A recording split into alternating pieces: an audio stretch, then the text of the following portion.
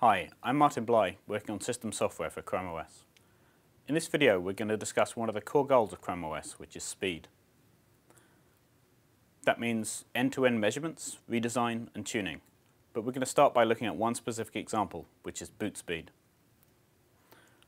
Our goal is to get the user from pressing the power button to the web as quickly as possible. Let's start by looking at what you have to go through on a traditional operating system to get to email. The user presses the power button and the computer's firmware starts. The firmware searches for components that could be inside the computer and also looks for ones that could be plugged in externally and initializes them one at a time. Then they display a pretty splash screen, just in case you forgot who made your laptop. After the firmware finishes, it loads and starts the bootloader. The bootloader loads and starts the kernel. The kernel searches for components again and initializes them again. Then they put up another splash screen, just in case you forgot who sold you the operating system. A complex set of services and applications gets started. Now the user gets to log into the operating system. It then fires up all the applications in your start folder. Over the years, these applications have grown very large and cumbersome. Often this includes parts of applications you don't even need yet, just so they look faster when you do go to start them. Start antivirus software to protect yourself against malware. Then the user gets to click on the browser icon. Now you have to log in again to cloud services like Gmail. How does that change with Chrome OS?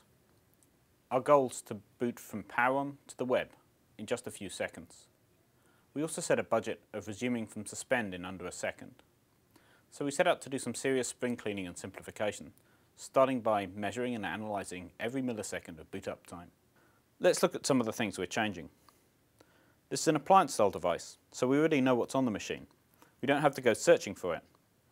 We're not going to issue a command and then sleep for 20 seconds to wait and see if you have a floppy disk drive connected. Initializing hardware is slow. By moving it from the firmware to the kernel, we can start multiple devices in parallel. For example, we can keep streaming data from the disk while we wait for the video display to start. Let's get rid of those splash screens. They just waste time. We don't need a bootloader. We can just jump straight to the kernel. We're simplifying complex layers of legacy software. The browser is the focal point of the system now. This is a native web device, so you don't have to log in twice either. We're also using solid-state storage devices, like in your camera or your phone, not hard disk drives, a technology invented over 50 years ago. That means there's no moving parts. We don't have to wait for a mechanical head arm to move from side to side before we can get your data. When you close the lid, the netbook will go to sleep. When you open it, it'll wake up in under a second. Simple. So if you're a systems engineer, take a look through this and let us know, what else can we cut out?